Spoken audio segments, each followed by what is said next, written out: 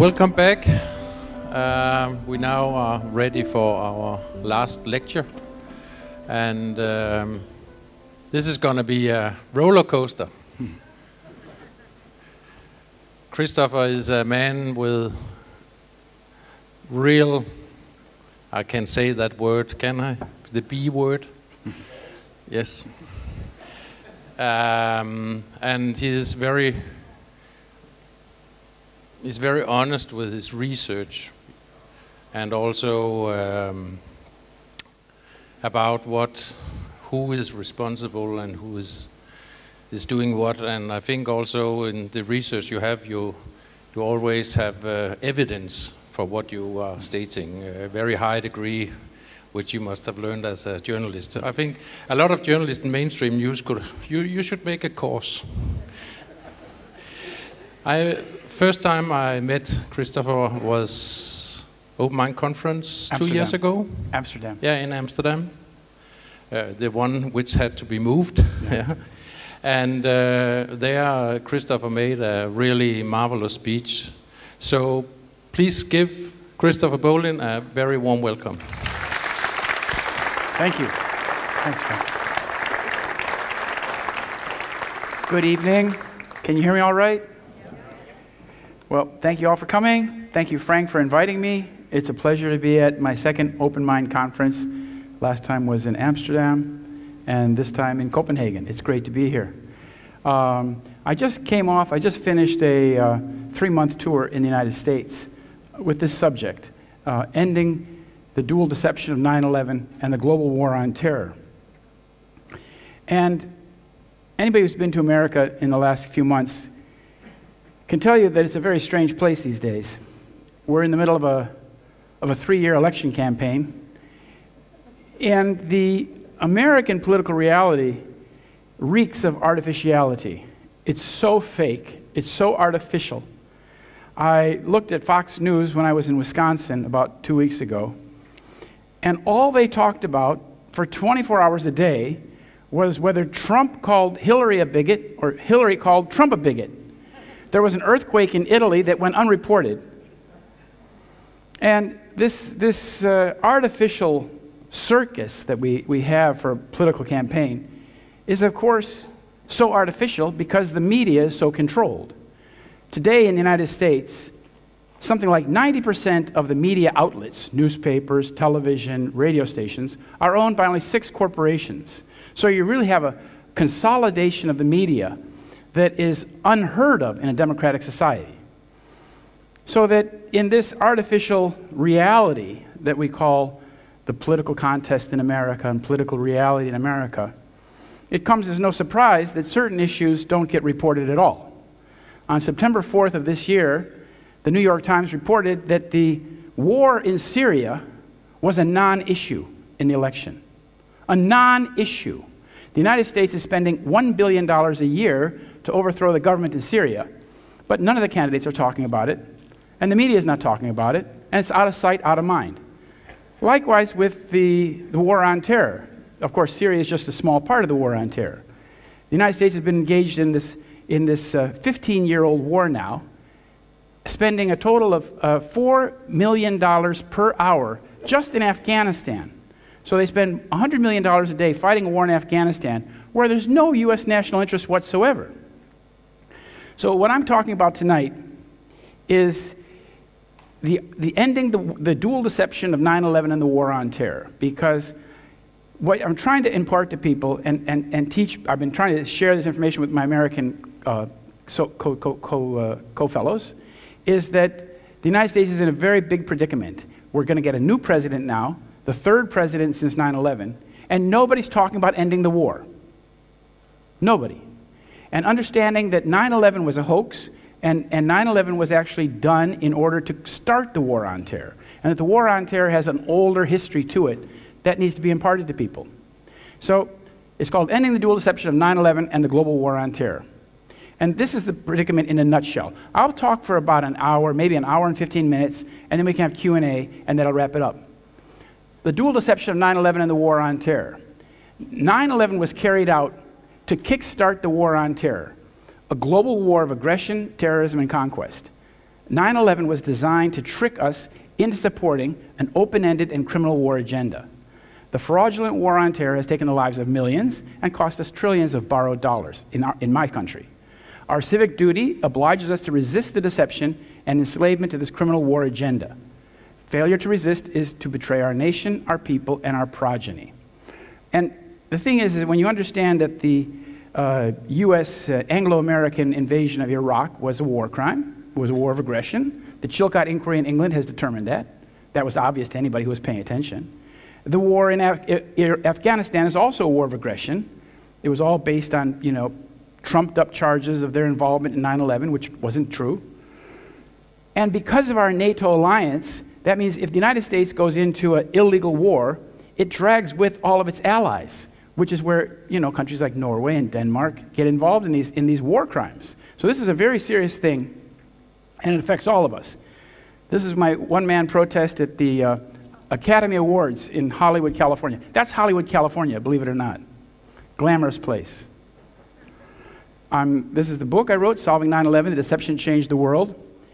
And I have this book. It's my analysis in a very brief, concise format. I have 10 copies with me, so they're outside after the presentation. I can sign them for you.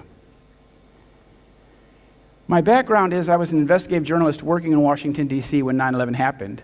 I had studied Middle Eastern history at the University of California, and my specialty was Israel and Palestine. And prior to all that, I grew up in a little town outside Chicago where I went through Boy Scouts. I was an Eagle Scout, and I got the God and Country Award. And this is a picture of me presenting evidence at the first citizens grand jury we had in the United States on 9/11 in Los Angeles in 2004. So why is 9/11 truth so important 15 years later? Well, likewise, why does the murder of President Kennedy still matter 53 years later? The murder of President Kennedy matters because it was a coup d'etat. The powers behind the assassination took control of the government and orchestrated the cover-up. And the man raising his hand here was one of the masterminds of the cover-up. And a coup d'etat that is kept secret in a democratic country means the succeeding government is illegitimate. The U.S. military involvement in Vietnam spanned a period of 20 years, but it spiked after they killed Kennedy. Kennedy actually wanted to take the troops out of Vietnam. The Kennedy assassination matters because the U.S. government continues to support the lies of the Warren Commission. That is, that one man killed President Kennedy all by himself. The Kennedy assassination matters because the mainstream media continues to support and even endorse the official version. And the assassination matters because when the government supports the lies about the murder of the president, it means that the powers who killed President Kennedy are still in charge to this very day. The American population has typically, historically, been of the opinion that others were involved. That's the light green line. So why does 9/11 truth matter 15 years later? For the same reasons. The 9/11 truth matters because the government continues to lie about what happened to this very day, these being the two presidents we've had since 9/11. And 9/11 was a policy coup that brought us into the war on terror and a series of costly wars. This grisly photo is from Iraq. 9/11 truth matters because for 15 years, the controlled media has pushed a false narrative about 9/11 and the war on terror, all the while suppressing evidence that disproves the official myth. Again, the American people have not believed, have not trusted the government. This question was asked, and the American public in 2002, 73% thought that the U.S. government was mostly lying or hiding something, being untruthful, dishonest. That increased in 2004, and in 2006 it went up over 80%. And when they found, this is a New York Times poll, when they found that only 16% thought the administration was telling the truth, they stopped polling. So our predicament in the United States, in a nutshell, is that if the U.S. government and media are lying to us about September 11th, it means they are controlled by the same people who carried out 9/11. That's a reasonable conclusion. So why do the government and the media cover up the truth about what happened on 9/11? First, to protect the real culprits from being identified, and two, to prevent the official myth from being exposed as a pack of lies, and three, to advance the fraudulent war on terror, the Zionist war agenda being waged by the United States, which was the primary reason for 9/11. Now here I come across this problematic word, Zionist. What does Zionist mean? Zionism means basically Jewish nationalism.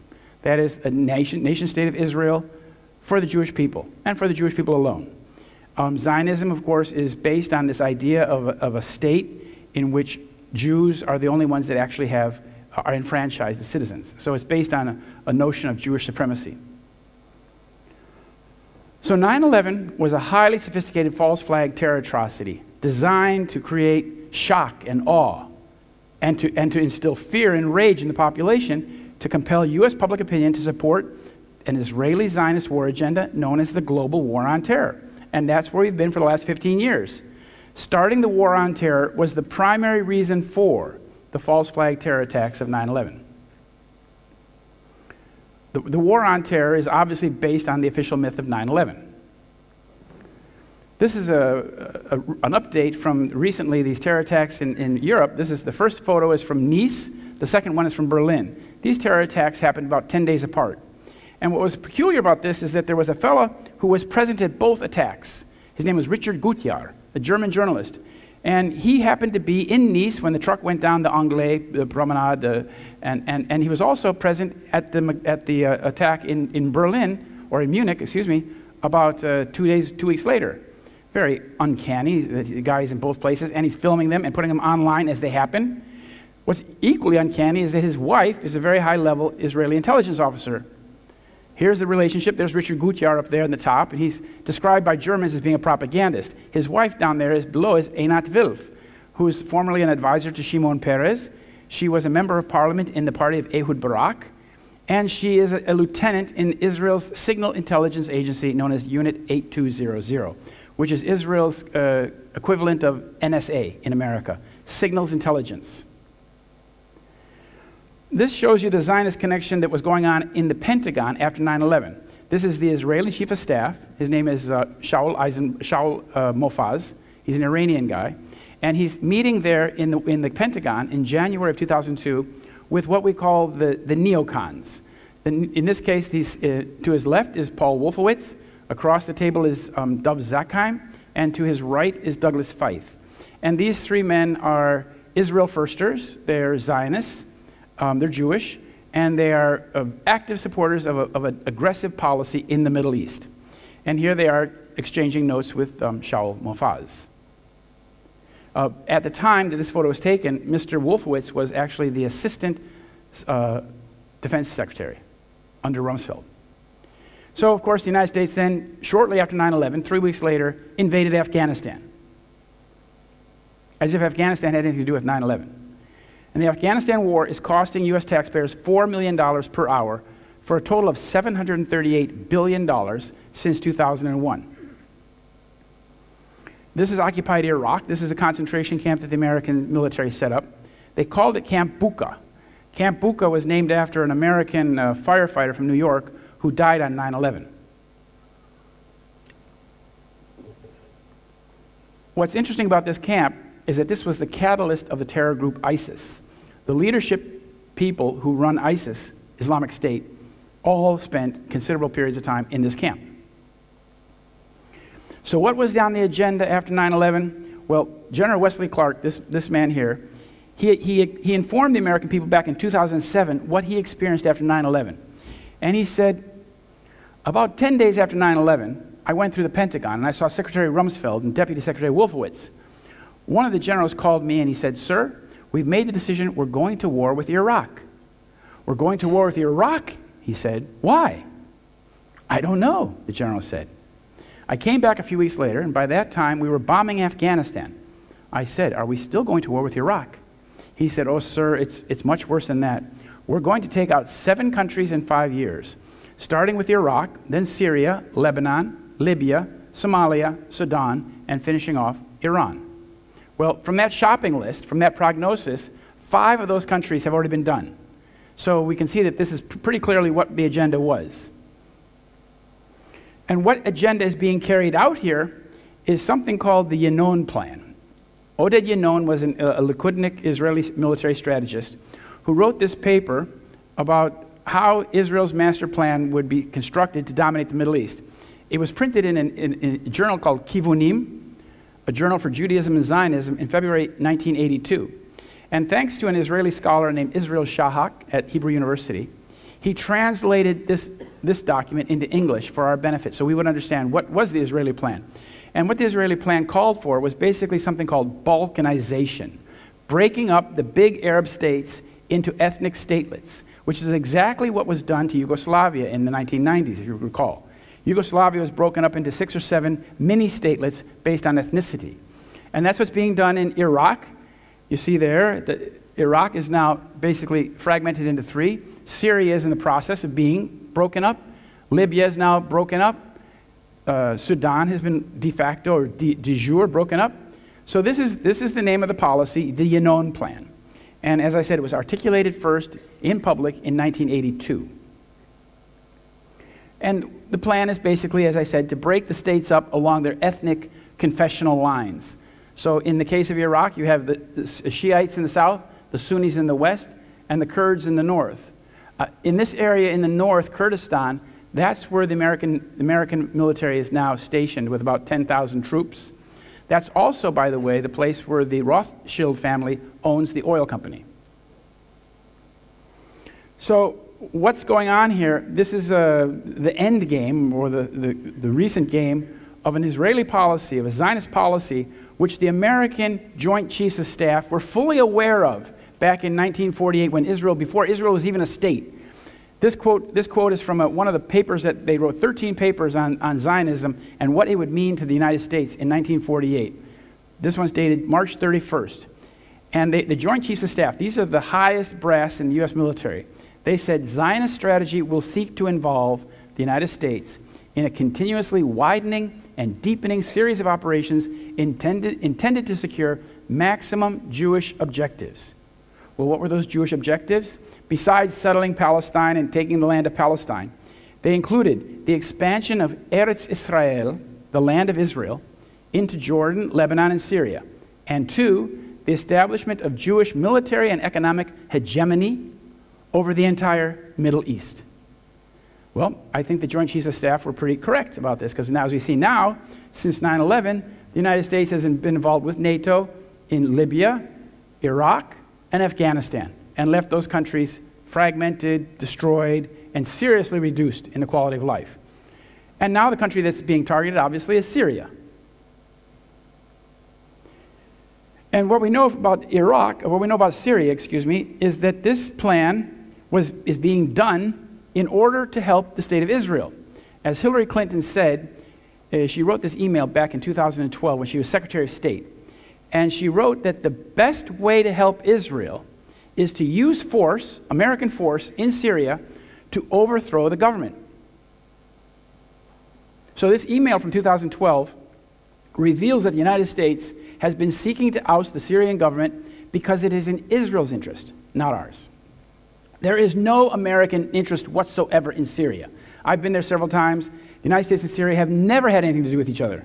There's nothing there for us. Nothing there for, so it's being done to fragment and destroy that country.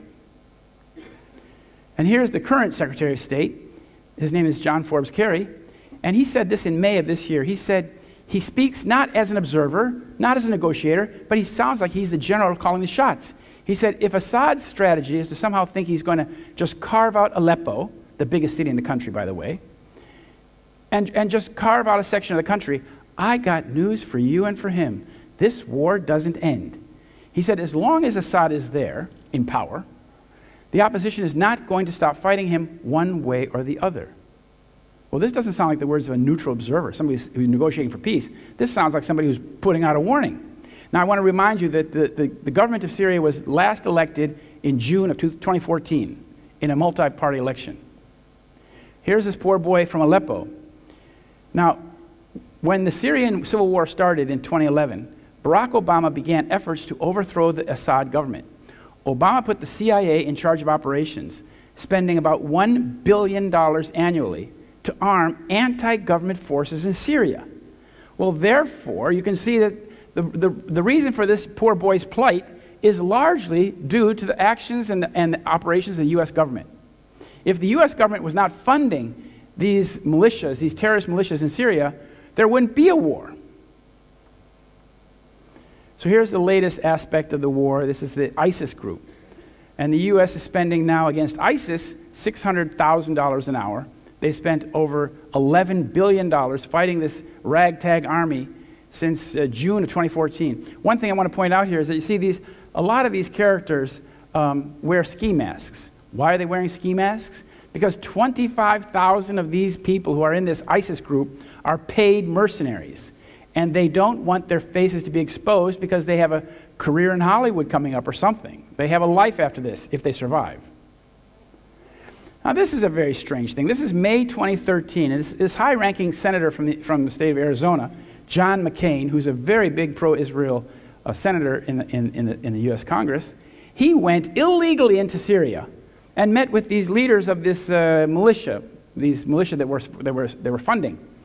And this character in the background here, right there, this guy lurking in the background, has been identified by Terry Masson, a French reporter that lives in Damascus, as being this person. This is when he lived, this is the same man. His name is al-Baghdadi, the Baghdadi.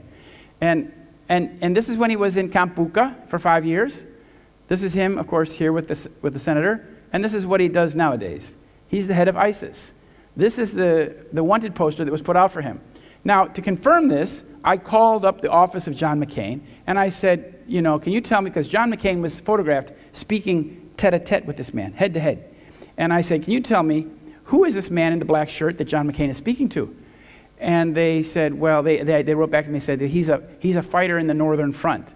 And I said, you have to understand that's an inadequate answer. Are you telling me that President John McCain goes to Syria, sneaks into enemy territory, meets with this guy, has a conversation with him, and you don't know his name? So I have to assume that Terry Masson was correct. He looks very similar to that man. And here's just the U.S. Special Operations at work in in Syria, today as we speak. We have an unknown number of troops fighting a war in Syria. And of course, the war on terror, the question is whether it's really a war against terror or it's a war of terror. Because terrorism has increased 4,500% since 9/11. And the frequency of terrorism is now 10 times greater in the places where we're fighting the war on terror, namely Syria, Afghanistan, and Iraq. So in 2015, they had more deaths than ever before in all three countries due to terrorism. So it's either extremely counterproductive or there's another agenda at play. And in the United States, terrorism is not a common cause of death, even with the massacre they had in Orlando and San Bernardino.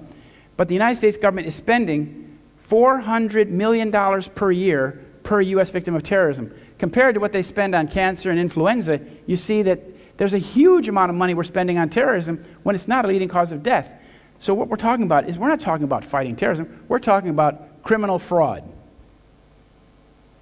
And here are the people behind the war on terror. This is the man who designed and constructed the lead advocate. His name is Benjamin Netanyahu. He's the current Prime Minister of the State of Israel. And this is a quote from a man named Alan Sabrowski, who was formerly with the U.S. Army War College. And in 2009, he wrote this article, and he said that the evidential trail for 9/11 and the wars in Afghanistan and Iraq runs from PNAC, Project for a New American Century, AIPAC and their cohorts, through the mostly Jewish neocons in the Bush administration, and back to the Israeli government. None of the denials and political machinations can alter that essential reality. And here's Mr. Netanyahu with Mr. Ehud Olmert in the background. These are both Likud politicians. Ehud Olmert here was the mayor of Jerusalem for a long time. He was deputy prime minister of Israel. And he was deputy prime minister of Israel and mayor of Jerusalem when he went to New York City on September 10th, 2001, and stayed there on September 11th, 2001. Yet his visit to New York City was kept completely out of the media. Why? I found out about it in the Jerusalem Post years later, that he had made a transaction in New York City on September 10th, meeting with these guys, and sold the Beitar football team. And then he came back, 10 days later, he came back to New York and basically held Giuliani's hand and said, you know, this is, I'm here to help you and support you. But he never said, well, I was here at the time. I was here on September 10th. So it was kept secret. But why? Why would this high-ranking Israeli politician be in New York City on September 10th and 11th? And why would his visit be kept secret? This is another Israeli leader, prime minister, defense minister, chief of staff, Ehud Barak. And Ehud Barak appeared in the London studio of the BBC TV, BBC World, which is the largest English-speaking broadcaster in the world. And before either tower had fallen that day, both planes had struck, but the towers were still standing. He presented his analysis to the world. And he said, the world will never be the same from today on, he said. He said, we know who's behind this. This is the work of Osama bin Laden. And we know where bin Laden is. He's in Afghanistan. And he concluded saying, it's time to launch an operational, concrete war against terror. And his little analysis that he presented on the BBC World then became the official myth of 9/11. And that's what we did. We went to war against terror. Now, what's the connection between Ehud Barak and Netanyahu? Well, Ehud Barak, with the sunglasses, was Netanyahu's commander in an organization called the Sayeret Matkal, an independent covert commando force of Israeli military intelligence, which takes its orders directly from the chief of staff. On September 11th, September 12th, the New York Times, the lead paper of New York, came out with this headline. And the headline is a very simple summation of the official story of 9/11, but it contains 3 falsehoods.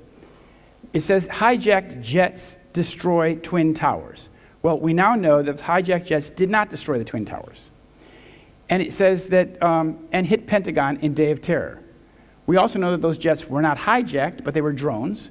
And thirdly, we know that none of them, not any jet hit the Pentagon. There's no evidence, never has there been seen any evidence of any large body Boeing hitting the Pentagon. Now, that indicates that we're dealing with a very complex and sophisticated crime. And there was a man at the State Department who said it like this. His name was Larry Johnson, and he was the Deputy Director of Counterterrorism. He said, we don't have anything in history to compare with this. The only thing that comes close to it is a former Soviet intelligence operation. Some people will criticize me and say, oh, Mr. Bollyn, you're picking on Israel. Israel would never do something like that to America. That's our special friend, our ally. We give them $4 billion a year. They must be our friend. Well, this is what they did to American intelligence ship back in 1967. During the Six-Day War, June 8, 1967, Israeli unmarked jets, unlike this drawing by Mr. Dees, Israeli Mirage fighters attacked the ship. An Israeli torpedo ship put a torpedo into the side of the ship, killing 34 American spies, basically NSA guys. The ship was in international waters, and as the sailors tried to put life rafts into the water, the Israelis were machine gunning those life rafts, so they sunk. Now, we now know from transcripts that were released recently, last few years, that the Israelis knew full well that this was an American ship. The communications between the pilots and the ground control went something like this. The ground control in Tel Aviv said, identify the ship, identify the ship. And the pilot said, it's American, American. Then the orders came from Tel Aviv, sink the ship, no survivors. Now that gives you some idea of the ruthlessness of the Israeli state when they see that it's in their strategic interest to do something like this or 9/11. They do it. So 9/11 is very much like the murder of Kennedy. These are some quotes from a Kennedy scholar about the Kennedy murder, but they're very appropriate for 9/11 as well. The first one goes like this. All the time it was obvious. It was blatantly obvious that it was a conspiracy. And secondly, the cover story was transparent and designed not to hold, to fall apart at the slightest scrutiny. And here's what happened. Of course, the pulverization of the towers, 110 stories, huge buildings. Each building was about 1 acre. It's a large piece of land. And 4 inches of concrete in 20-gauge steel pans. All of that was pulverized instantaneously, well, within 10 seconds, and everything that was on those floors. You have to remember there were 2,700 people that were trapped in those buildings. There are like 1,000 people for whom not one piece has been found. Nothing. So the war on terror has cost the United States now more than $1.7 trillion. That's 1,000 billion. And that's just for the war fighting. When you calculate the cost of the veterans, their care, their psychological care, all that kind of care they're going to need for the rest of their lives, the calculation goes up to about $4 trillion. That's a lot of money. But wait just a minute. What is the war on terror? What is it all about? And where did it come from? When did Americans start acting like this?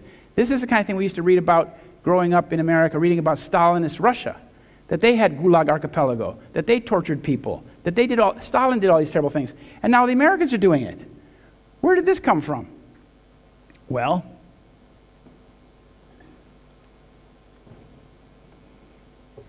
the war on terror is basically an Israeli stratagem pushed by Netanyahu since 1979 to bring the U.S. military and allies into the Middle East to wage war on behalf of the Zionist state.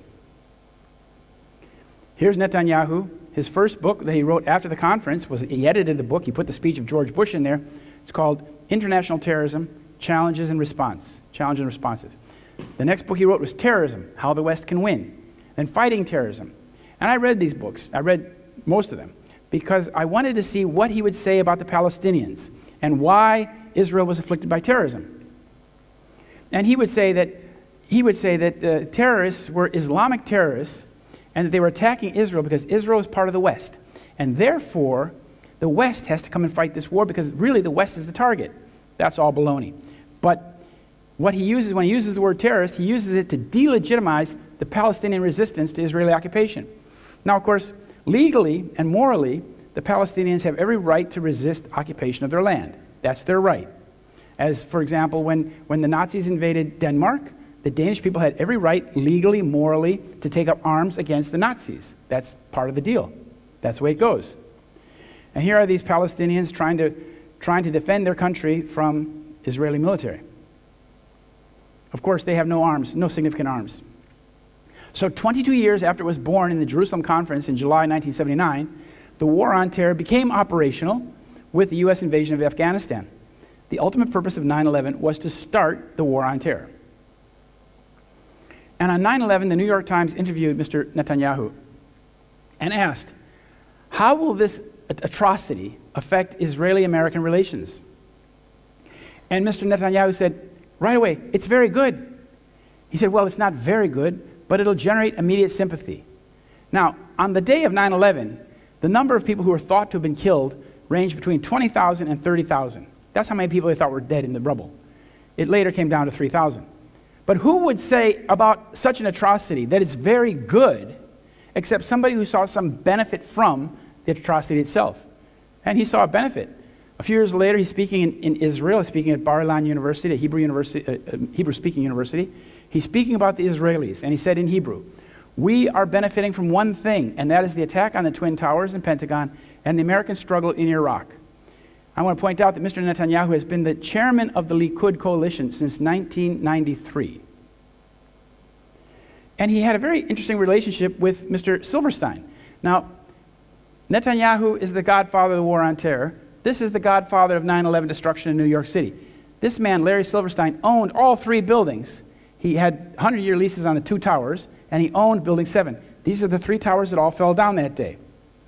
And as the Haaretz newspaper in Israel reported in November of 2001, for years, Netanyahu and Silverstein have kept in very close touch. Every Sunday afternoon, New York time, Netanyahu would call Silverstein. It made no difference where Netanyahu was, he would always call. Their ties continued after Netanyahu became prime minister in 1996. So you can see that they had this ongoing relationship over a period of almost a decade or more. Now, how did Larry Silverstein get the World Trade Center towers? That's very important, because the World Trade Center towers were actually like public property. They were owned by an institution called the Port Authority of New York and New Jersey, a public body. Well, what they did is Ronald Lauder, this very high-level Zionist, he's the son of Estee Lauder, he was put in charge of a privatization scheme in New York State under Governor Pataki. So he decided what they would privatize. So he decided they would privatize the World Trade Center. Then it went to this man here, Lou Eisenberg, who was the chairman of the board of the Port Authority of New York and New Jersey. And he then oversaw the negotiations that delivered the World Trade Center to this man.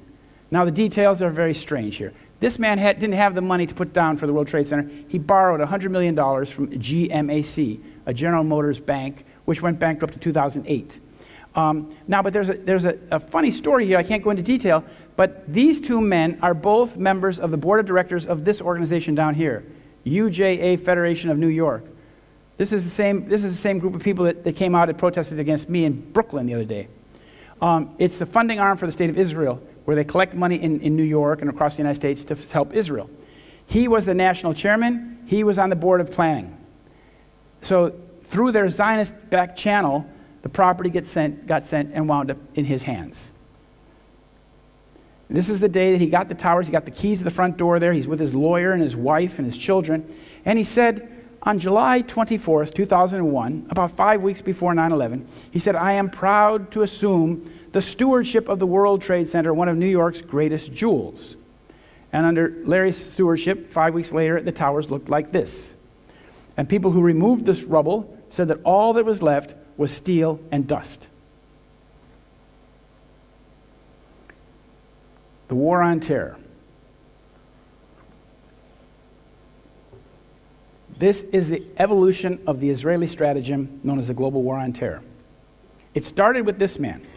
It started with, his man is Menachem Begin, and he was born in Russia in 1913, came to Palestine in 42, became the leader of the Irgun, and then ordered the bombing of the King David Hotel in 1946. Then he created Likud in 1973 and became prime minister in 77 and promptly invaded Lebanon. This is the emblem of his organization called the Irgun. You see in the background, there's this larger map of Israel called Eretz Israel. It means the land of Israel. And it says in Hebrew there, Rak Kach, only thus, only by the gun will they achieve this larger territory they aspire to. And here's from a modern Israeli article called What Israel's Future Borders Will Look Like on an Israeli website. They aspire to, the blue stripes on the Israeli flag stand for the Nile River and the Euphrates River, and then the Rothschild star in the middle, the Rothschild star in the middle. And here's another Rothschild employee. This is David Ben-Gurion. He was the first prime minister of Israel. And you can see by what he told his general staff in 1948 that Israel had already aspirations to a much larger state. He said, we should prepare to go over on the offensive with the aim of smashing Lebanon, Jordan, and Syria. He said, the weak point is Lebanon. We'll overthrow that, establish a Christian state in the south. And if Syria gets in the way, we'll bomb them, and we'll bomb Egypt as well. I want to point out one thing. The new Israeli defense minister is named Avigdor Lieberman. He's born in the Soviet Union. He's a pretty nasty piece of work. But he's publicly stated that if Egypt gets into a war with Israel, Israel should bomb the Aswan Dam. Now, if Israel were to bomb the Aswan Dam, that would mean basically mass murder of tens of millions of people downriver. And yet, no politician in Europe or America has the gumption to stand up against such genocidal statements. And this is to give you some idea of how extreme the current Israeli government is. It's far, far to the right of anything we've seen in Europe in a long time. So this is the handiwork of Menachem Begin. In 1946, he blew up the King David Hotel there, and 93 people were killed. It was the worst act of terrorism in Israeli-Palestinian history. This is the former president of Israel, Shimon Peres. He had a stroke the other day. I don't know if he's still alive. He's in bad shape. But after the Lavon affair, when Israeli intelligence tried to do false flag bombings in Egypt in 1954, the prime minister of Israel made these comments about Shimon Peres. He said, Peres shares the same ideology as Lavon. He wants to frighten the West into supporting Israel's aims. And that's exactly where we are today. All this terrorism that occurs in Europe and the United States is meant to scare you into supporting this aggressive war policy in the Middle East. And that war policy is not Danish policy or American policy, it's Zionist policy. Here's Menachem Begin. He was interviewed by a British journalist in '74 who asked him, how does it feel, in light of all that's going on, to be the father of terrorism in the Middle East? And Begin said, in the Middle East? He said, in all the world. Putting on himself the mantle of being the father of terrorism in all the world. And he wasn't exaggerating. Here it was when he took power in '77, became prime minister of the state of Israel, and promptly invaded South Lebanon. And Israel invaded this territory in '78 and remained there until 2002 when Hezbollah pushed them out. But what they intended to do was to establish, what Israel wanted to do was establish a Christian state to the north of the Litani River up here and keep this part for itself. This is also known as Upper Galilee. Here's the leaders, the three leaders of the Likud. This is Begin in the middle, Shamir on the right, and Ariel Sharon on the left. And what the Shamir's gang was called the Lehi, or the Stern gang. They were even more extreme.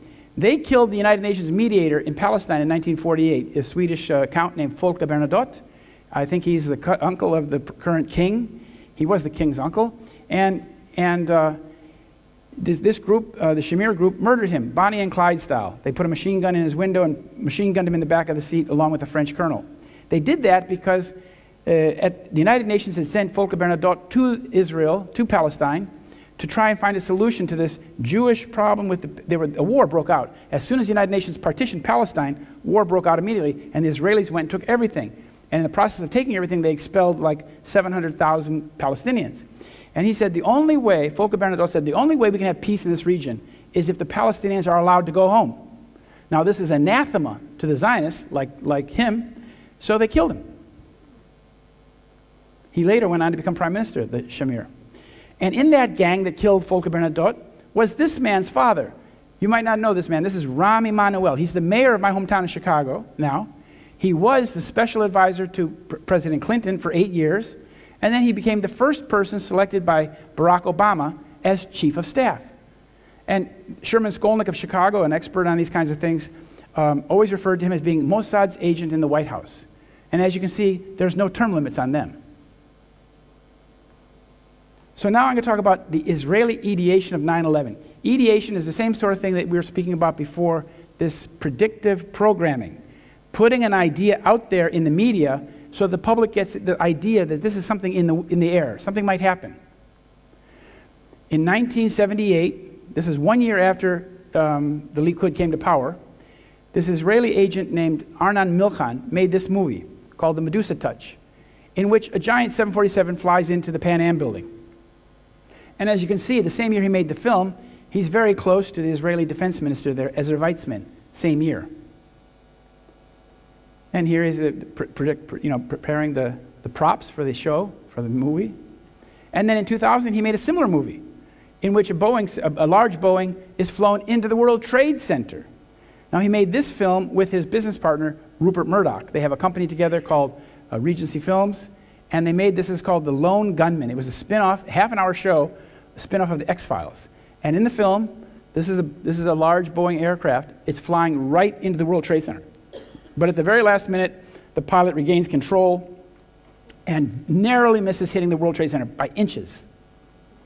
But this appeared on TV. This was shown on TV in March 2001, basically 6 months before 9/11 happened. And 10 million people watched it. And here's the man that made that movie. Here he is with his two buddies. He's sitting with Shimon Peres there and Bibi Netanyahu. And he's considered to be, Arnon Milchan is considered to be Israel's, or the wealthiest, second wealthiest man in Hollywood, worth $5.2 billion. But he has a long history of being a money launderer as well. So where does the money come from? And I want to point out that he was the lead agent in a secret Israeli organization called LACAM, which was involved in smuggling nuclear components for nuclear weapons from America to Israel. And he was captured. His company was caught red-handed sending 850 nuclear triggers to Israel. The FBI found out about it. They told Israel, give them back. Israel said, we'll give them half back. And they kept 450 for themselves. And his company was the one that did the smuggling. And this LACAM organization, just to give you an idea, LACAM, L-A-K-A-M, was so secret, even the Mossad didn't know about it. I find that hard to believe, but that's what they say. Now, here again we have the man who's behind the war on terror, the lead advocate of this idea. He's with his father. This is about 1979. Now, prior to this, in 1976 to 1978, Benjamin Netanyahu worked for the Rothschild company called Boston Consulting in Boston, New York, in Boston, United States. And then in 1979, he went back to Israel and created an organization called the Netanyahu Institute on International Terrorism. And they had a conference in July of that year in which they rolled out onto the world stage this idea of fighting a global war on terror.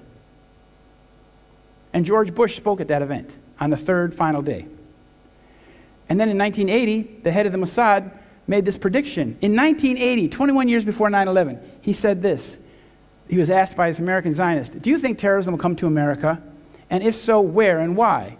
And he goes on saying, yeah, it'll come to you, believe me. And when asked where, he said, New York City is the symbol of freedom and capitalism. It's likely they will strike the Empire State Building, your tallest building, and a symbol of your power. Amazing. So 21 years before 9/11 happens, this man has this uncanny prediction that that's exactly what's going to happen, on 9/11. And he's the former head of the Mossad, first head of Shin Bet, and former head of Haganah intelligence. So he knew what he was talking about. And what happened then is that he went from dream to reality. Two of his lead agents, these two men, went to New York and tried to get the security contract for the World Trade Center. This top man is Zvi Malkin, and this guy down here is Avraham Shalom Ben-Dor. And they represented a company called Atwell Security of Tel Aviv. And they approached the World Trade Center and the Port Authority, and they actually got the contract for the security in 1987. But when it was discovered by the Port Authority that this man down below, the president of the company, was a convicted murderer in Israel, they tore up the contract.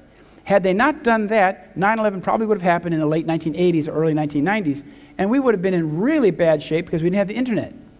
The internet has been the thing that has given us the advantage, or at least a fighting chance in understanding what's going on in our world. Well, they were thwarted. The Port Authority tore up the contract, but then they went to work for this guy. They went to work for Jules Kroll.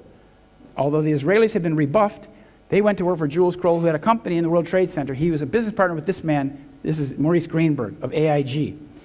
These two men had a company together called Kroll Associates, and after the first bombing in 1993 in the basement of the World Trade Center, about 8 people died. Kroll Associates, his company, got the contract for the security of the World Trade Center. And at that time already, that Israeli guy, Shalom Ben-Dor, was working for him. So using an American Jew as a Trojan horse, they got into the World Trade Center in a position to be in charge of security, where they can make the recommendations. And the Port Authority said that everything that Kroll Associates recommended after 1993, they did. They thought it was wonderful. So they changed all the procedures. And then in 1982, of course, the Israelis invaded South Lebanon, and they went up to the Litani River, and the Americans were sent in under Ronald Reagan to hold the line. This was the first time that American troops went in to kind of like hold an Israeli line. They were sent as peacekeepers, but there was no peace to be kept. It was an occupied country. And then, of course, there was this bombing in the Beirut barracks in 1983. There's a whole story of that, too. The Israelis, Mossad, they knew exactly the color of the truck, the make of the truck, where the bomb was being made, the license plate number of the truck, but they didn't tell the Americans anything except a truck bomb may be coming your way soon. And the head of the Israeli Mossad at the time, Aharoni, he said, he told in the book Beyond Way of Deception by Ostrovsky, he said, America's a big country. They can take care of themselves. Just give them the skimpiest evidence, skimpiest information. And so 241 Americans paid with their lives. Now, after they created this war on terror construct, you need to have an enemy. You need to have a boogeyman. You need to have a real enemy with a face. So that opportunity came with the Soviet invasion of Afghanistan in 1979. The United States began arming the Mujahideen, the fighters. And it went this way. There was a congressman named Charlie Wilson who was very pro-Israel. He got elected to Congress in 1973. When he went to Congress, he became befriended by the head of Israeli intelligence in Mossad in Washington, station chief. And they worked together, and they came up with this idea of arming the Mujahideen with American weapons or with weapons so they could fight the Red Army. That's all good. So they set up this operation. But in this operation, they had the usual suspects. The United States, CIA, and Saudi Arabia were providing the money. Pakistan provided the land, the ground, where the Afghans were. And Israel provided the weapons and the training. Israeli military intelligence. Now, the strange thing is that the Americans were supporting the most notoriously anti-Western group out there. This group by Gulbuddin Hekmatyar. This was the leader. Now, this guy couldn't fight a battle to save his life. He never won a battle against the Soviet Union the whole time he was in Afghanistan, when he was fighting. He stirred up the problems with all the other Mujahideen groups, and he was anti-Western. Why would the United States CIA and the Israelis, why would they be funding a group that was incompetent, stirring up the problems, and anti-Western? It makes no sense unless you can understand that what they were really doing is they were creating the enemy for the next war. They were creating that enemy. And that's what they did. And the situation was very interesting, that this is the Mossad station chief in Washington. His name is Zvi Rafia.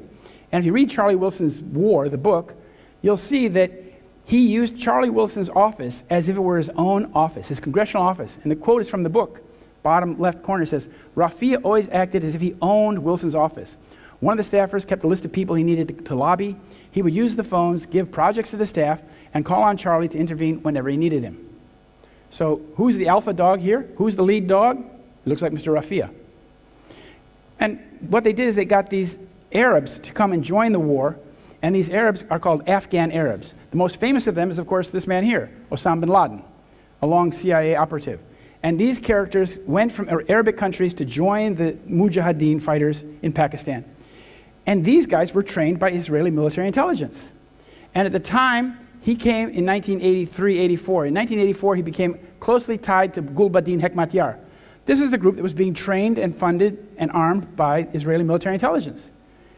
And the person who ran military intelligence at that time in Israel, good old Ehud Barak. Here he is saying goodbye to Ariel Sharon after he'd been decommissioned for his role in the Sabra and Shatila massacre. And here's the Israeli agent, the Egyptian, who's a Hebrew-speaking double agent, who trained Osama bin Laden. His name's Ali Mohammed, and he was Osama bin Laden's first trainer. And he trained all the guys that became Al-Qaeda. Al-Zawahiri, bin Laden.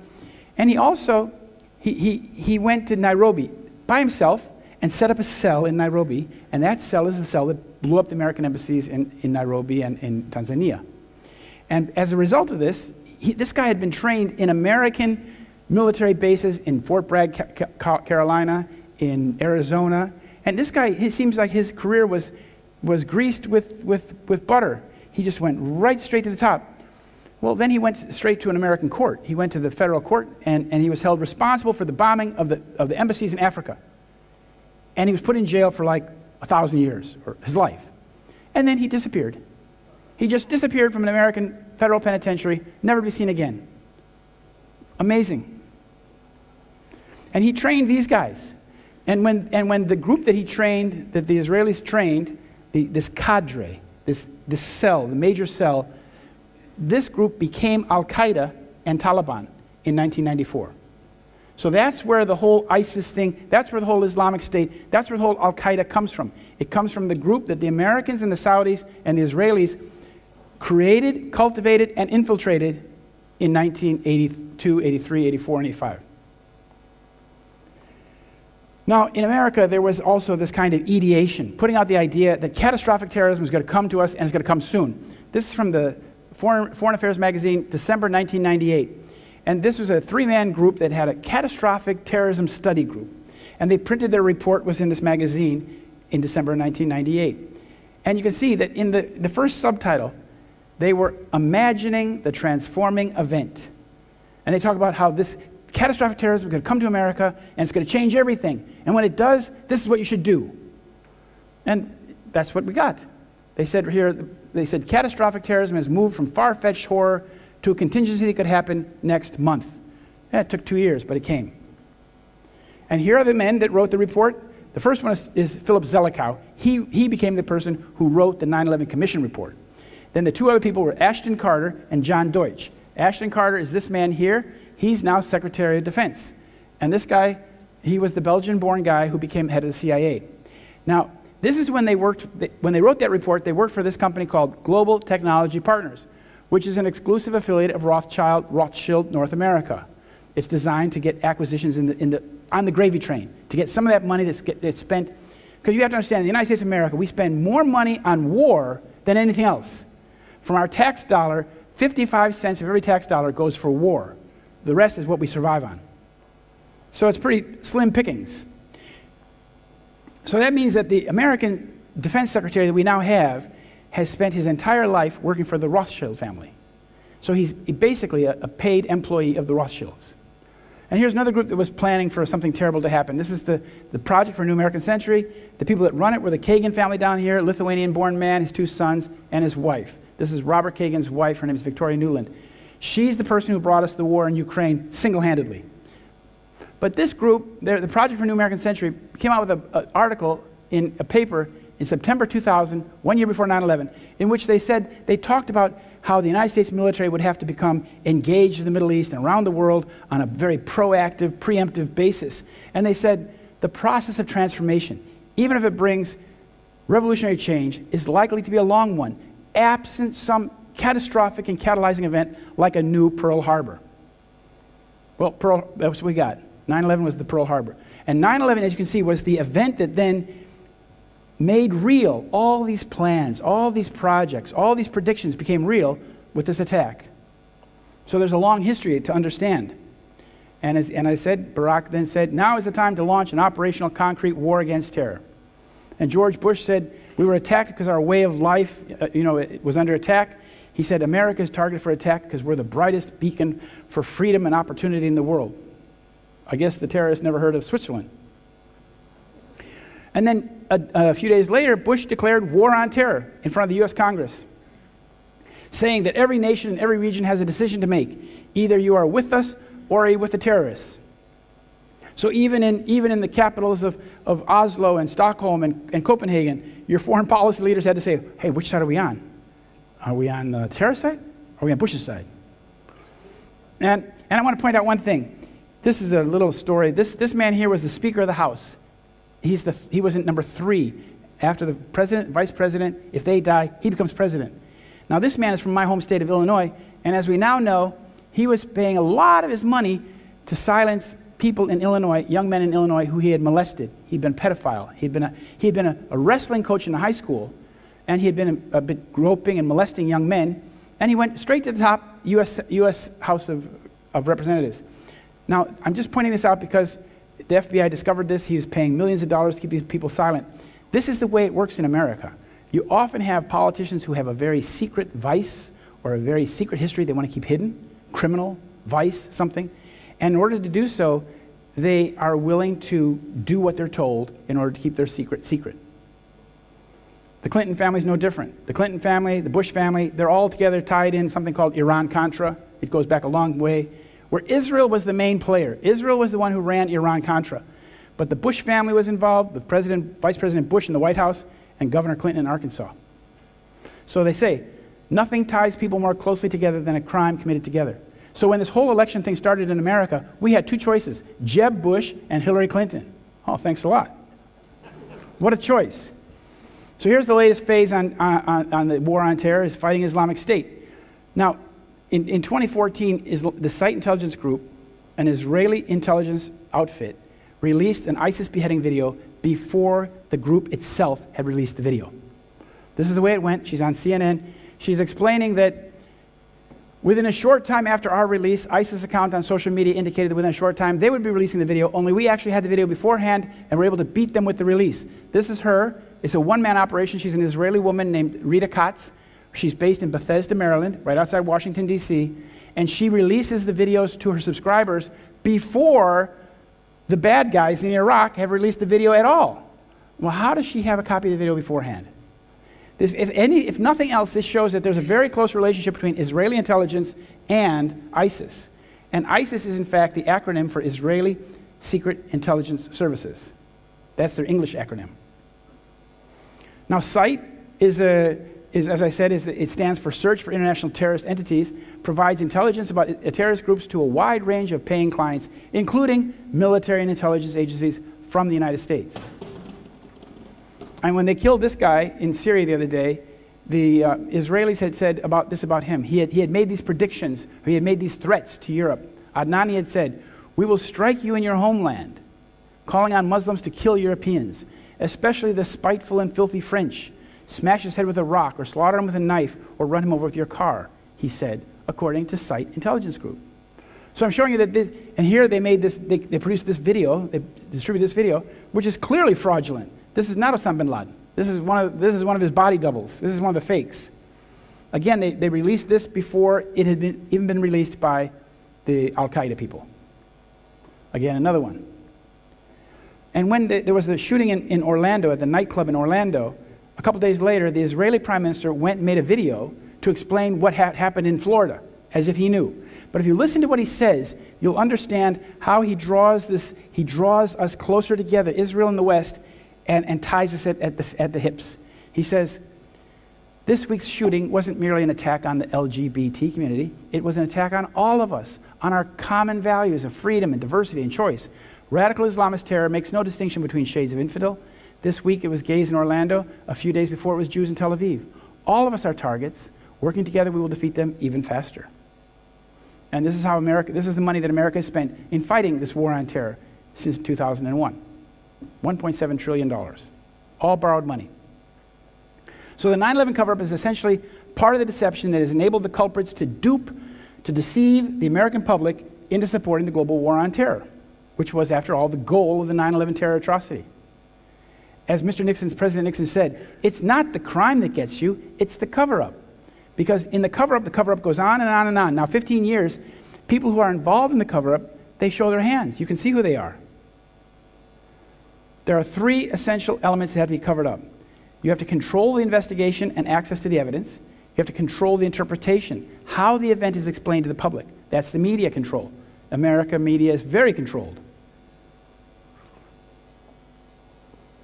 And lastly, you have to control the litigation, the court process, in order to prevent legal discovery from coming out in a court of law. The first aspect is the controlled investigation, or more to the point, the non-investigation. 3,000 people were killed in broad daylight on 9/11, but there was no criminal investigation. All the evidence was destroyed. Because what the government did, they said, well, the Pentagon got hit, the Pentagon is a military fort, therefore this is an act of war. And as an act of war, we're going to go to war against the people who committed the crime and let's clean up Wall Street. So that's what they did. The men that should have investigated the crime as a crime were these two men, the Attorney General, Ashcroft, and his assistant, Michael Chertoff, an Israeli national. Michael Chertoff's mother was one of the first Mossad agents. Her name was Levia Eisen, and she was involved in bringing the Yemenite Jews up to Israel back in 1949. Then she came to America with her rabbi husband, Baruch, and they had their child born in America. But he spent a lot of his childhood in Israel, speaks fluent Hebrew and all that. And he was given the task of investigating 9/11. It was his obligation to prosecute any criminal activity. But the FBI, which serves right below him, destroyed the evidence, confiscated the evidence, and destroyed it. So there was no investigation. No investigation, no trial. And then after that, after the non-investigation, he was promoted and made head of Homeland Security, in which position he maintained his control over all the evidence of 9/11 for almost a decade. Now, the 9/11 Commission was clearly a cover-up. And this is the senior counsel for the 9/11 Commission. He spoke out on the record after his time on the commission. He said, what the government and military officials told Congress, the commission, the media, and the public about who knew what when was almost entirely and inexplicably untrue. And these are the two co-chairmen. They said, to this day, we don't know why NORAD told us what they told us. It was just so far from the truth. This is the man that wrote the report. This is Philip Zelikow. He was executive director of the report, and he actually wrote the report. See, in March 2003, Philip Zelikow had completed the outline for the 9/11 Commission report before the staff even began working. And this man has a PhD from Rice University in Texas, I think, and the title of his PhD was On the Creation and Maintenance of the Public Myth. And that's what he wrote. This is another man, this is Gene Corley. He was involved in writing this report about how the buildings performed up until the point of collapse. And he was from Chicago, and he was, I called him up after he started this, and I asked him, Mr. Corley, are you investigating the steel for evidence of explosions?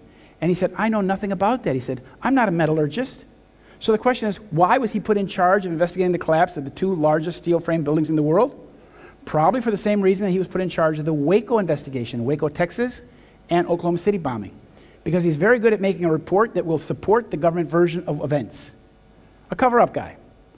This is another one of the guys cover-up. He wrote that he oversaw the writing of the report on the collapse of the World Trade Center, in which they did not even look for evidence of explosions or molten metal.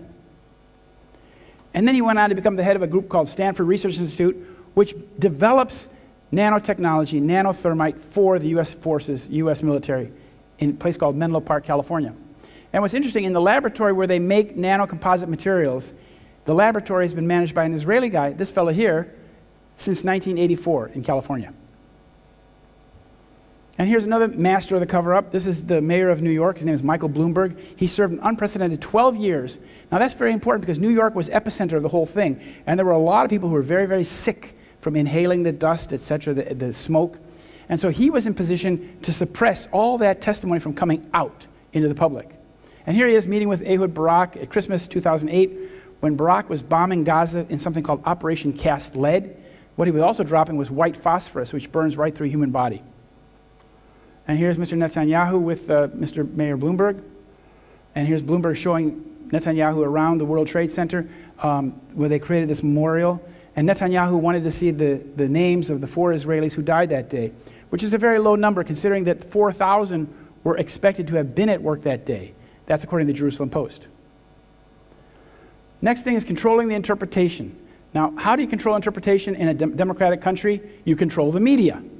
And this is the media mogul who owns a company called Fox Corporation or News Corp. His name is Rupert Murdoch. And he came from Australia in the early 1980s to the United States, and he bought up the media from coast to coast. And so in 2003, he owned 160 newspapers in America. And it's interesting that in that time, in 2003, when the United States was prepared to go into a war of aggression against Iraq, every editor of every one of those papers agreed with Murdoch on the need to go to war with Iraq. Now, there was no reason to go to war with Iraq. It was clearly a war of aggression. But this is how Mr. Murdoch was created by the Rothschild money. Murdoch didn't have the kind of money to come to America and buy 160 newspapers. It came from the Rothschilds. And the Rothschilds, the banksters like that, create media moguls in order to control public opinion. And in America, as I said, we now have consolidation in the media that's very dangerous. And I want to point out these guys are business partners in all kinds of things. They're business partners. This is Jacob Rothschild. The Rothschild family owns the oil of northern Iraq in a place called Kurdistan. They own the largest oil company there since 2002. And together, these guys, along with a few other tasty guys like Cheney, Woolsey, and Summers, and Richardson, they own the oil in the Golan Heights. Now, the Golan Heights is, of course, occupied Syrian territory. But if Syria ceases to exist, there's nobody there to complain anymore. It's ours. And that's where they're going with this. That's why it's an all-out game to destroy the government of Syria and destroy Syria as a nation. There's money to be made. This is the New York Times. They had this very strange editorial. 3 years after 9/11, they wrote this editorial. Now, the New York Times is a family-owned paper. It's owned by the Sulzberger Ox family, which is one of the leading B'nai B'rith families in New York City. And in September 11, 2004, they said, in the 3 years since 9/11, we've begun to understand that it's possible to know what happened without knowing what happened. How's that for media? That's the position they're saying. And they said, some of what we need to know publicly has been provided by the report of the 9/11 Commission. Other answers are lacking, like what happened to this building. This is the 47-story building known as WTC-7 that fell directly down into its footprint at 5:23 in the afternoon on 9/11. It had a few sporadic office fires in there. It had been affected by the collapses, but then suddenly it fell straight down into its footprint at free fall speed. Demolition. And the third, the last aspect of creating the interpretation is the legacy. Now, in New York City, at Ground Zero, they've created this museum, big shopping mall with Gucci bags and things like that. And they've got this fountain and in the footprint of the towers. That was all designed by this Israeli guy here. The World Trade Center Memorial was designed by an Israeli, Michael Arad. He's the son of Moshe Arad, the former Israeli ambassador to the United States of America. So they've kept this all kind of like within the Zionist circle of friends. If you don't believe the official account of 9/11, you're in good company because 60% of the American people do not believe it. Now, the third aspect is controlling the litigation. And the litigation is controlled by this judge. His name is Alvin K. Hellerstein. He's an Orthodox Jewish judge in the U.S. District Court of Manhattan. And he oversaw the 9/11 tort litigation, where there were 96 families left who didn't take the government money, who wanted to have their day in court to find out who had messed up and who was responsible for the loss of their father or their son or their husband or wife. So those 96 people wound up in a court of law, about as many as you, and one by one, those cases were settled out of court until there was no one left standing. I call that a judicial war of attrition, because the judge and the court are there, and at the end of the day, everybody else is gone.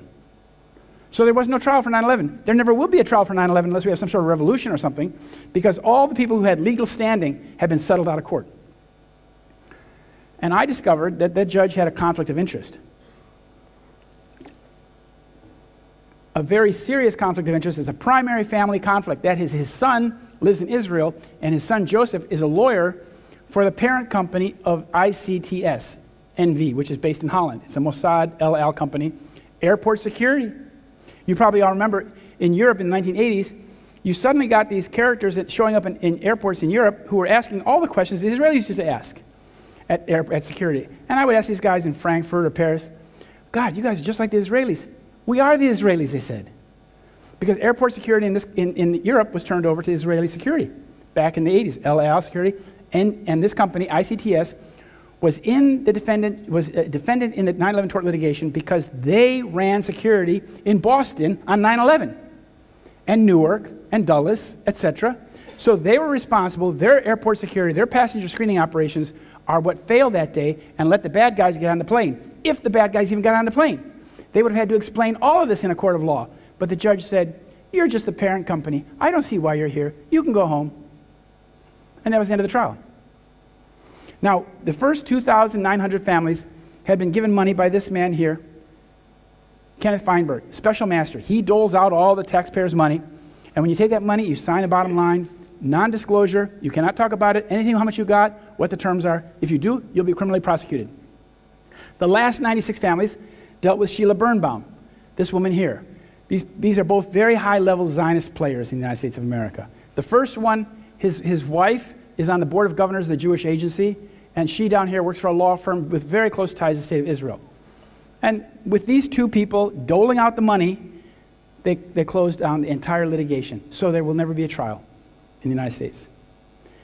Another guy who is involved in this litigation is this judge, Michael Mukasey. He belongs to the same congregation as Judge Hellerstein in New York.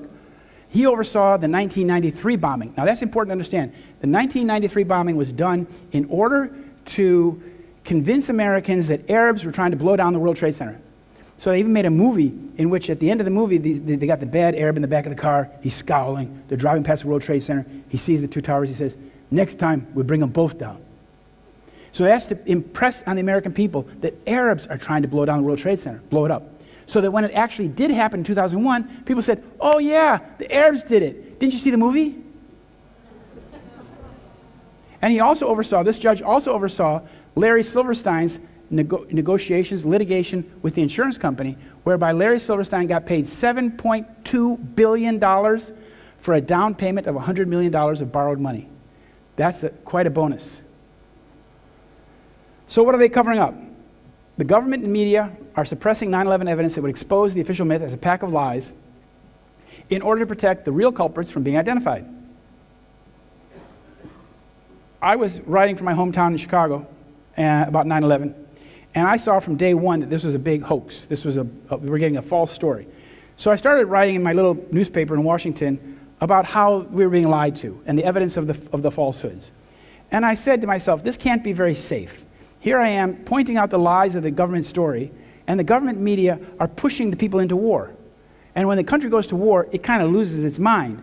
I said, this is probably not a safe place to be. So we should probably go to Europe. And so my wife and myself and our two little kids, after Thanksgiving, at the end of November, we went to Germany. And I relocated myself in Berlin for a while, and I wrote as a foreign correspondent. And I happened to have the good luck of knowing a German journalist who put me in touch with former German intelligence chiefs. And the first one I spoke to, he said, he looked at September 11th, he looked at the pictures, and he said, it looks like a Hollywood production. Then the next one said, this Wertebach told me, the deathly precision and magnitude of planning behind the 9/11 attacks would have needed years of planning. He said, such a sophisticated operation would require the fixed frame of a state intelligence organization. Now, what state are we talking about? Then I met this man, Andreas von Bülow. This picture was taken 10 years later after I met him the first time. And he told me something very interesting. He was a parliamentarian in charge of the German intelligence, and he said that there are 3 levels to such an operation. There's the architectural level, the managerial level, and the working level. And he said that you don't get the upper echelon, the architectural structure, which masterminds such attacks in the first place. This level, the organization doing the planning, such as Mossad, which he mentioned by name, he said is primarily interested in affecting public opinion. Now, the funny thing is that I asked him, who do you think is behind this? And he said, Mossad. And I wrote the article and I sent it back to Washington. It got printed. And he was a little bit shocked. He said he told the same thing to every German journalist who came to him, but it was never published in German magazines because you can't say such things in Germany. It's forbidden. And then he said that the terrorists who actually commit the crimes are part of the working level, these 19 Arabs. And he said that working level is part of the deception. He went on to say that 95% of the work of intelligence agencies around the world is deception and disinformation, which is widely propagated in the mainstream media, creating an accepted version of events, just like we got on 9/11. He said, journalists don't even raise the simplest questions. Those who differ are labeled as crazy. When I was in Britain in 2005, BBC interviewed me and they said, why are you the only American journalist who doesn't believe the official version? And I said, I don't know if that's true, but if it is, it's because other journalists who have raised those questions were fired. They were fired from their jobs. So here are these 19 guys who supposedly hijacked the planes that day. What's interesting about these guys is that 15 of them lived in the same little town in Florida, Hollywood, Florida, and that many of them, at least 6 of them, had duplicate licenses. So they went to get a license on Tuesday. They went to DMV, Department of Motor Vehicles, in Florida, got their license. Then the next day, somebody in their name called up and said, hello, DMV, this is Muhammad Atta. I just moved to a new apartment and I need a license with my new address on it. Can you send me my license, please, to this address? And they would issue a second license and send it to that other address. So then you had 2 guys using the same ID, Muhammad Atta, with different addresses. What's going on here? This is how they use duplicate documents to create false histories. And if you want to understand this, you have to read this book by John le Carré. It's called The Little Drummer Girl. It was written in 1982 with the help of Israeli military intelligence. If you've seen the movie, you're probably more confused than anything. But if you read the book, you'll see how they lay a trail. They use this British actress, Diane Keaton played that role in the movie, and she befriends the Palestinian terrorist, and they travel across Europe, and they're leaving behind a trail, so that when a synagogue gets blown up in Germany, he gets blamed, then his car is found blown up on the side of the Autobahn. That's how they leave a false trail. And in the book, the head Mossad guy says to the character Diane Keaton, he says, terror is theater. Theater is a con trick. Do you know what that means, con trick? You've been deceived. And here's another guy, American expert on terrorism from the RAND Corporation. His name is Brian Jenkins from Chicago. He said in 1974, terrorism is aimed at the people watching, not at the actual victims. Terrorism is theater. And then he makes this point. The normal objective of state or official terrorism is to enforce obedience and cooperation. And boy, has that worked well in America. We now have a police state in America where people have to line up to go into the airport, and everything that the state tells you to do, you better do it or you're gonna find yourself in big trouble. So it's all yes sir, no sir, right away sir. Now these are the anomalies, some of the most obvious anomalies of 9/11, very quickly. This is the plane that hit the South Tower. As you can see, the bottom of this plane is not dark blue as a United Airlines plane would be. And furthermore, it has this groove going down the middle of the fuselage, which is indicative of 767 Boeing tanker aircraft. And also, this plane has a very odd thing attached to the bottom of the fuselage here, which is not normal characteristics or normally equipment on a regular passenger aircraft. And as the plane struck the tower, just before it struck the tower, it fired this missile-like object that was burning white hot. Here you see it's from CNN, Spiegel, etc. And it opened up a hole in the building. This is just the millisecond before the plane hit the building. You can see that there's a white-hot hole in the side of the building. And what you can see is that that white-hot hole is about exactly the same size as the fuselage that's going to hit it in a minute, which means that the hole is opened up for the plane to go into the building, except for the wings. They have their own problem. Now, this is also creating a white-hot hole. It means it's extremely hot, which indicated to me that this is probably what they call a DU missile, depleted uranium. And they put this warhead, and that warhead burns in the air because it's pyrophoric. It's very, very hot. It's what they use to go into tanks and go into any armor. It's armor-penetrating bullet or missile. And it's the silver bullet in the American military right now. They use it on everything. So it looks like something like that hit. But I said, well, if that was depleted uranium, we must see it coming out the other side of the building. And son of a gun, there we see it. This little object right here, burning white hot, going very fast. There you see it against the blue sky. That's not part of the airplane. It's burning white hot and leaving behind a trail of dark oxides. And I contacted the guy that taught me about depleted uranium in California at Lawrence Livermore Labs. And this old scientist had worked on all those projects from the Manhattan Project all the way through Star Wars. And he taught me everything I knew about depleted uranium. So I asked him, Marion, I said, does this burning object, this little guy right here, does this have the characteristics of a burning DU warhead? And he said, yes, it does. So it looks like that's what happened. Now, why would they do that? Well, that object would open up the hole for the plane, and it would also create a superheated environment inside the tower on that floor, super hot, so that anything that's burnable in that floor would immediately combust into flames. Here we see some explosion, something very peculiar coming out the entry wound where the plane entered the building. We see this energetic explosion coming out. But you can see that then something exploded inside the tower.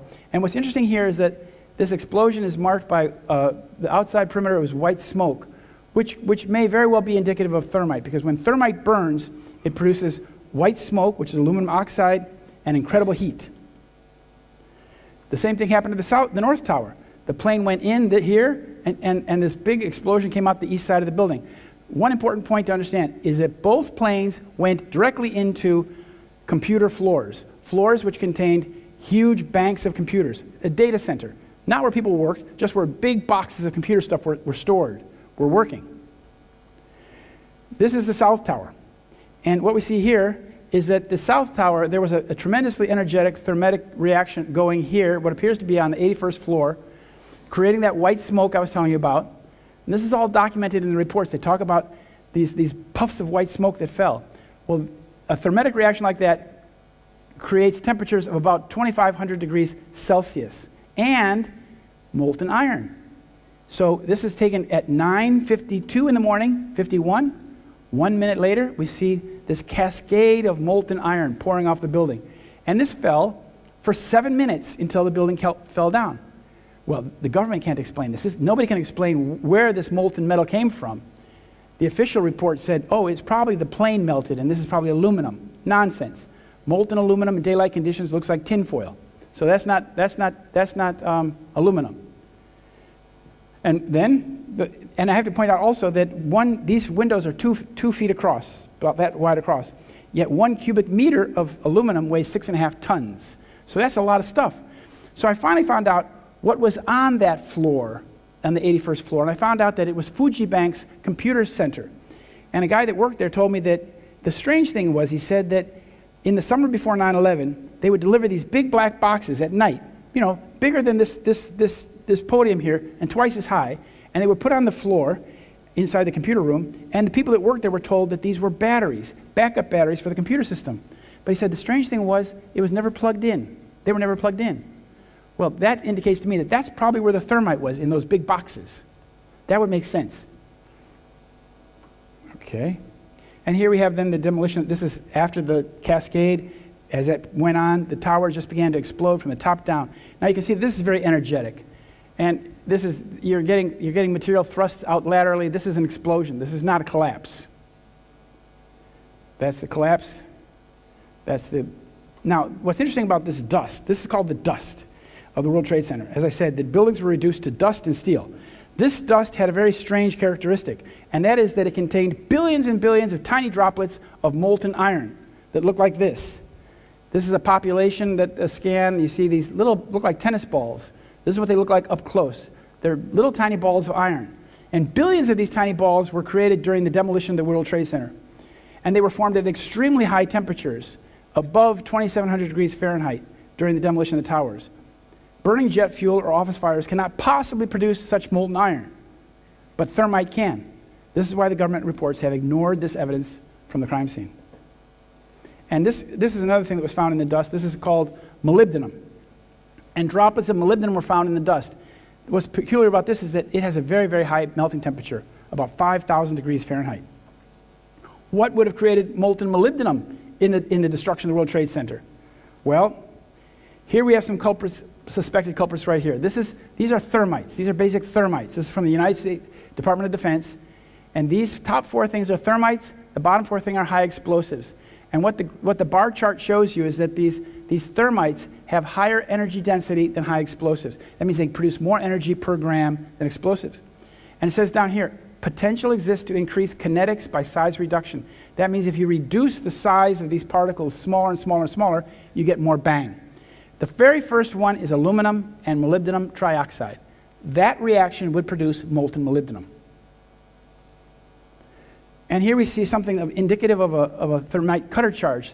These box columns like this They held up the World Trade Center. There were 47 of them. All 47 towers had to fail at the same time, simultaneously, for the building to fall. And this one seems to have been cut with a cutter charge that made the slag drip down on the side. This is the material that was found in the World Trade Center. When they first found it, Niels Harrit was here, and Professor Jones in Utah. They led this team, international team, and they found this material in the dust, and this material was a bilayered material that when they heated it up to 430 degrees Celsius, it went off with a bang and released more energy per gram than any known explosive. So they found out this wasn't paint, this was super thermite. This is what it looked like up close, and my understanding was that the red layer is the thermetic layer, and mixed into the matrix with the thermite is an organic layer which produces the gas pressure, which is the explosion. And this is a very interesting, this is called the smoke of the World Trade Center. Smoke compared to dust. This is what rose from the burning pile. Now the pile burned until Christmas of 2001 because they put so much of this thermetic material in the World Trade Center that it just kept cooking off down below the surface. And it made this very thin blue smoke. Now the Environmental Protection Agency, who was supposed to be the watchdog for the environment, told the people of New York the air was safe to breathe. In fact, it was very, very dangerous to breathe this stuff because this smoke contained huge amounts of nanoparticles. Particles that are so small that if you inhale them, they don't get stuck in your throat or your nose or your capillaries. They're so small that they permeate every membrane of the human body until they get to the nucleus of the human cell. There they lodge themselves in the nucleus, and then they start messing with the human system and cause very serious cancers and Parkinson's disease. So that these firefighters who walked on the pile, they were inhaling this stuff. They're like smoking it. And 1,600 of these men have already died of cancer. And there are 5,700 more who are dying of cancer. So you can see there are more people who have been made ill and dying from the smoke than from the crime itself. And as they removed the rubble, they found beneath the rubble molten metal, molten steel in the molten state, dripping. And the firefighters said you'd get down below and you'd see molten steel running down the channel rails like you're in a foundry, like lava, like a volcano. And I called up the American guy who was involved, only one American guy of all four, who was involved in cleaning it up, and he told me that they got down to the bedrock of Manhattan. There were 7 basements, and when they got down to the very basement, the bedrock of Manhattan, they found molten steel in the molten state. And I called up another contractor from Controlled Demolition, and I asked him, did you hear about this? And he said, yes, it was. At the basements of 1, 2, and 7.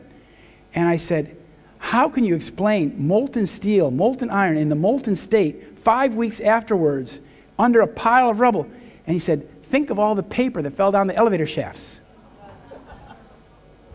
And this is another anomaly, a very important one. This is building number 6, World Trade Center 6. Building 7 is here, building 1 is here. They haven't fallen yet. The ground is all very still clean, normal. But this building is burning like a forest fire. Something happened to this building at about 9:03. At about the exact same time as the South Tower was hit, something exploded here. And this is called the U.S. Customs House. And what we see that after one of the buildings has collapsed, you can see that the ground is now very littered, and you see the building has been destroyed. There's a big explosion out this side, and the firemen couldn't put it out. Well, what happened to building 6? Well, this is building 6 right here. And in the middle of the building, there's a huge explosion. Something happened from down below in the sub-basement level. That's where 7 was. This is where 1 was. Well, what was in this basement of building 6? That was where they had all the evidence vault. That's where they had the big vault where they kept all the evidence for the big crimes of the 1990s like Enron and WorldCom and George Bush's $200 billion Black Eagle Trust Fund that he used to take down the Soviet Union. All the paper, all those documents, all that evidence was in that basement. And as we now know, the bad guys had gone into that vault the night before, cleaned it out, and then blew it up in the morning. So that the devastation, the bombing of the vault was done to hide the fact that the vault had been robbed the night before. So it's like a Russian doll. It's a crime within a crime within a crime. And the deception is equally complicated. This is, of course, the Pentagon. We're told that a giant 757 or 76 aircraft came across the lawn here and smashed into the building, leaving neither a hole nor any part of itself on the lawn, and leaving these cable spools quite intact. Well, and they never showed us any piece of an airplane being taken out of this building. So where'd the plane go? And we're told that the plane came through like this, and at the front of the plane, this soft aluminum body went all the way through and made this hole in the wall down here. You have to understand that this outside wall of the Pentagon is 1 meter thick reinforced concrete. And we're told that this little aluminum body plane went through it and went all the way through with high energy and made a hole in the wall without taking out the columns in between. Magic. And so that only the FBI was available to look at this part of the this is the exit wound. Only the FBI was allowed here. They locked the area off and said no engineers allowed, because the engineers would have seen obviously that it's a cover-up. So this photo comes courtesy of the FBI. And the guys that went into the went into the Pentagon, excuse me, were very well protected with respirators and prepared for a toxic environment, and they got decontaminated when they came out. And this is the final slide of the presentation. This is the hole in Shanksville, Pennsylvania, where we're told that a large Boeing body went into this hole. Now, I have to tell you, this hole is only 20 feet across, between 20 and 24 feet. That's like 8 meters? 8 times 3 is 24? Yeah, 7 or 8 meters across. And the coroner, Wally Miller, he came to this hole, he looked in it, he said, I stopped being a coroner after 20 minutes, there were no bodies. The mayor of Shanksville went there and he said, there's no plane here. So where was the plane? The actual debris field was about a quarter mile in here, further in the woods. Now, I went to the local paper here in Somerset as a journalist. I said, I want to ask you how you covered this story. They said, okay, Mr. Bollyn, come in on Wednesday at 3 o'clock. I came in Wednesday at 3 o'clock. They took me into the back office. They had a brand new $2 million building. I said, wow, this is great. And they sit me down in an office with an American military intelligence officer named Labor Knight. I said, why am I talking to you? He said, I've been seconded to the paper to answer your questions. I said, okay, very good. Can you tell me why there's no evidence of an airplane in this hole? And he said, well, it's very simple. He said, the ground was very soft. And he said, when the plane came very fast, the ground liquefied and swallowed the plane. But he said, but one wing bounced a half mile in the woods. What's up with that? Well, that's because they want to explain why the actual debris field was over here. You see, nobody cares about this hole. They're all out there. And then I contacted the man who owned the cabins in the woods where the debris field was actually located, and he was a Lutheran minister. His name was Hoover. And I said, Reverend Hoover, can you tell me why you have not been upfront and direct with the American people and told us that the actual debris field was on your 9-acre parcel in the woods? And he said, I was just trying to cooperate. That's what everybody says in Shanksville. So it's a big cover-up there, too. So the question is, people ask, what can we do? What can we do? So we have this information now. What can we do about it? And I said, the war on terror is meant to cause distress, confusion, and fear, as it enslaves us to an open-ended criminal war agenda. To accept it without resisting is not rational. To do nothing is not an option. This is what we can do to help ourselves and others. Inform, organize, and act. Inform yourself so you can help undeceive others. And if you don't know what I've written 2 books, a set of books called Solving 9/11. This is the main book, Deception Changed the World. I have 10 of them with me. And you can read that and you can understand what really happened on 9/11. My book is unique in 9/11 literature because I go to the question, who did it and why they did it. It's pointless to be arguing about what happened 15 years ago when we're engaged in a $1 trillion war because of what happened 15 years ago. And then you organize, like Frank has done here, organize this wonderful event, brought people together, organize this as a group, and act. Do like Frank did. Spread the word, engage, take political action, join the boycott movement. If Israel is a rogue state, out of line, boycott it. Don't buy Israeli fruit. Don't buy Israeli products. Buy Spanish oranges. Buy somebody else's stuff. And so take meaningful action. And why? Why do we do this? Because as Kennedy said, what kind of peace do we seek? Not a Pax Americana enforced on the world by American weapons of war, which is what we have now. It's no peace. And not the peace of the grave or the security of the slave. I'm talking about genuine peace, the kind of peace that makes life on earth worth living, the kind that enables men and nations to grow and to hope and to build a better life for their children. Not merely peace in our time, but peace for all time. John F. Kennedy. So with that, I want to say thank you very much. It's been a pleasure.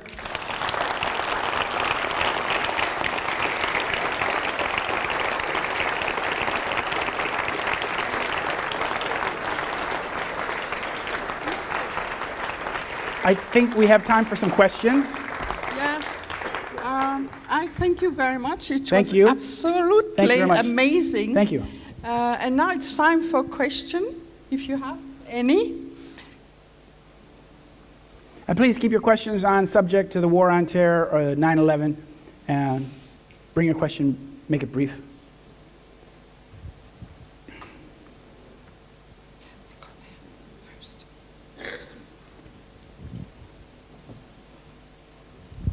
Actually, I have a personal question, which is also concerns 9/11 in general.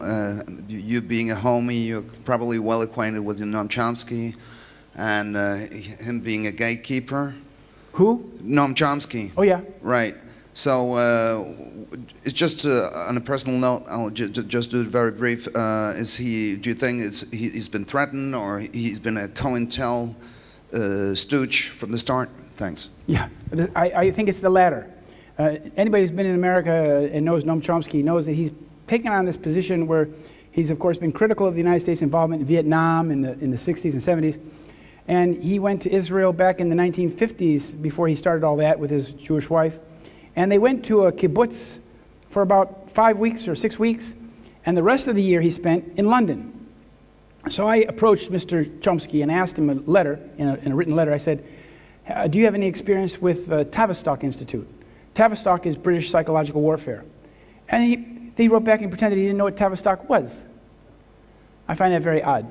I tend to think that he's been an agent of that sort all along, because his position on 9/11 is so completely contradictory to his other work.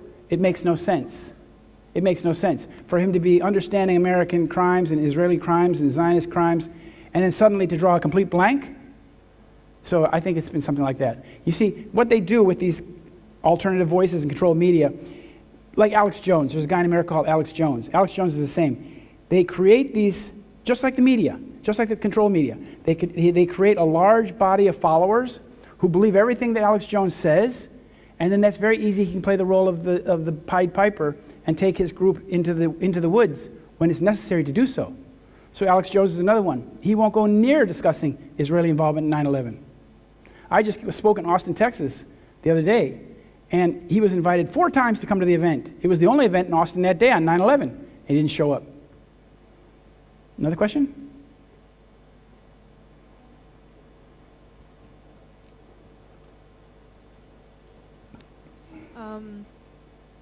It's because I've seen a video footage of, I think it was live TV back from 2001 with the flight entering the building, but then somebody caught that one of the wings that was flying into the building was like a building behind the wing, and then the wing actually, flew right into it, like it wasn't there, like it was just edited into the footage. Yeah, I'm familiar with that. So it was never there. Yeah, I'm familiar with that.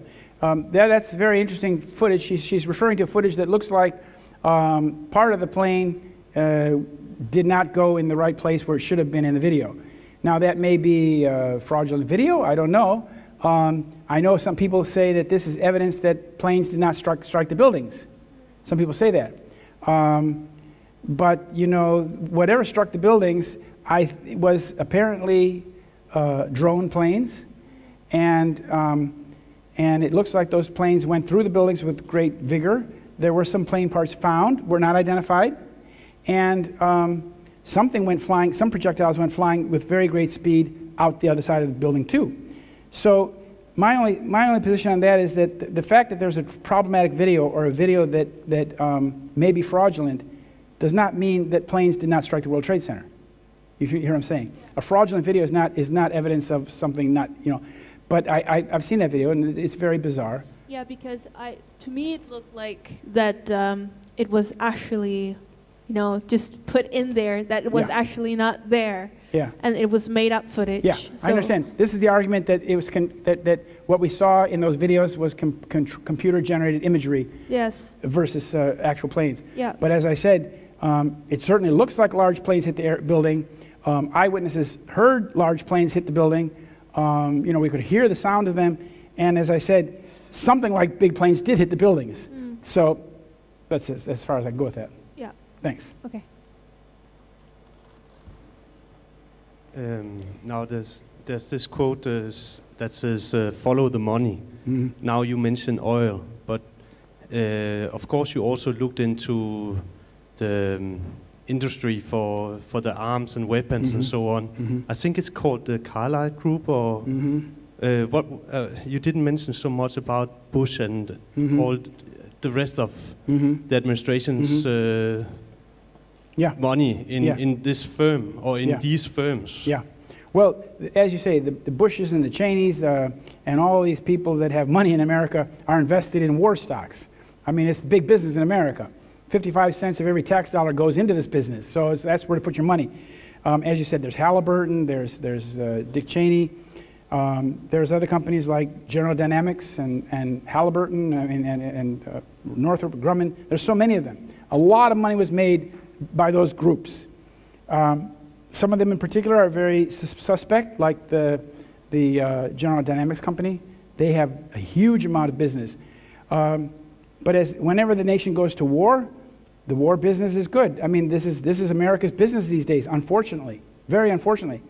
And you know, these people got richer from that. That's true. But that doesn't mean that, you know, a lot of people want to put this 9/11 into the lap of George Bush or Dick Cheney. Well, I can understand it. They certainly failed that day. They certainly committed treason. They certainly should be you know, George Bush should not be painting watercolors in Texas. He belongs in jail.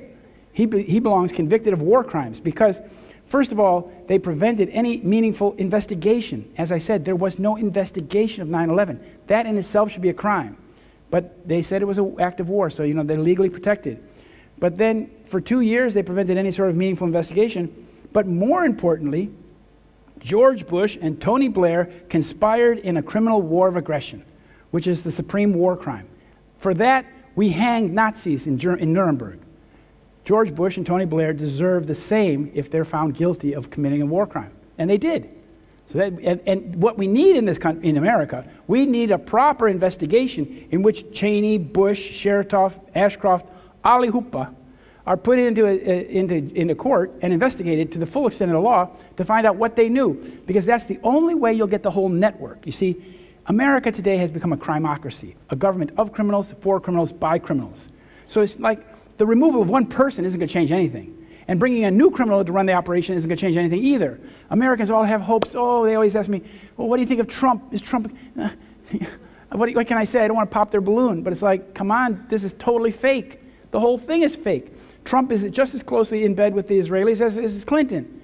And they're both tied completely to this operation. So I said if Trump were really a 9/11 truth guy, he would have done something. He would have said something. He would have donated to Bowling.com. He's done nothing. What is the Saudi connection? What is the Saudi connection? Well, that's very interesting. The 28 pages is no longer secret. The 28 pages came out, and the 28 pages said exactly what we thought it said, that some guy from the Saudi royal family lent or donated or supported 2 Saudi guys that were new arrivals in San Diego and helped pay their first month rent. You know, in America, you come to America, you have to pay first month, second month, last month. So you wind up having to pay a whole lot of money down. And he helped do that for these 2 Saudi guys who were then allegedly on Flight 77 at the Pentagon. We'll go back. We have no evidence of Flight 77 hitting the Pentagon. There's no evidence of an aircraft hitting the Pentagon. So whether some Saudi gave some money to another Saudi guy, you know, before 9/11 is meaningless unless you actually can find that they're involved in the crime itself. The Saudis, if anything, have just been played for financiers of this stuff because, you know, the United States protects Saudi Arabia. Saudi Arabia is protected by the United States. And so Saudi Arabia does what the United States and Israel tells it to do, basically. And they're crazy now, fighting in Yemen, fighting against Iran. They're way, way over their depth. But do you think there would be any court cases in the U.S.? I wouldn't be surprised. I wouldn't be surprised. Even though I don't see any evidence of Saudi involvement at the level of 9/11, an American court would be very quick to lay a $10 billion lawsuit against Saudi Arabia because they can smell the money. They've done the same thing to Iran already. Money, Libya, anybody. They go after money wherever they can find it. That's what lawyers do for a living. I go one step further from the no-plane theory. I listen a lot to a podcast called Fakeologist Radio, who deals with footage from Simon Shack's work, September Clues, and they are on the media fakery issue that all the images from that day are prefabricated movie, and they are put out on the big media channels. They actually send the same material on the 5 biggest media channels. So it's their theory, it's pre-manufactured material, and the witnesses are actors, and actually no people died at that day. They simply closed down the area during the night, and then blown the buildings off camera. They haven't filmed the event at all, so we haven't not seen any real footage at all from 9/11. What do you think about that kind of theory? Well, I mean, I've heard all kinds of theories about no planes and no towers, no New York City. I mean, New York City existed, the towers existed, the towers no longer exist. It looks like 2 planes went in the building. We know that about 3,000 people were killed, and we know they went to the war on terror. So we need to get to the bottom of it. And I really don't, you know, some people will say, oh, no thermite was used, and nuclear bombs were used, and Judy Wood says that it was a cold event. These are all what we call red herrings. I work with evidence of what we actually have in front of us. And as you say, it may be some CGI, I don't know, but how did they do that they had some sort of missile that went in the building that left these holes in the building and carried through the building and created this huge explosion? That's kind of hard to figure out. But I don't think that really takes us anywhere. It's like it's like rearranging the decks on the Titanic, the chairs on the Titanic as it's going down. We got a sinking ship, we got to deal with the sinking ship, not the chairs. You see what I'm saying? So I mean, the arguments about these, what I consider details, are kind of pointless, because we now are 15 years later, those 3,000 people were killed. The history of the United States and the history of Europe has changed. We're now in an open-ended war with the Middle East, which, according to our politicians that are going to be taking over power in the United States, we are going to be looking at more war with Iran, with Russia. I mean, this hostility in America against Russia is extremely dangerous. You get Fox News on there, and they're talking about going to war with Russia. Huh? Where's the peace dividend? What happened here? Why is now suddenly Russia the enemy? And you have to understand that this is all part of the Zionist war agenda. As I pointed out, the lady that brought us the crisis in Ukraine, which has brought the United States and the West close to war with Russia, is Mrs. Kagan. Her husband brought us the war in Iraq and the surge in Iraq. Now they're bringing us a war with Iran. I think these people need to be arrested. Yeah.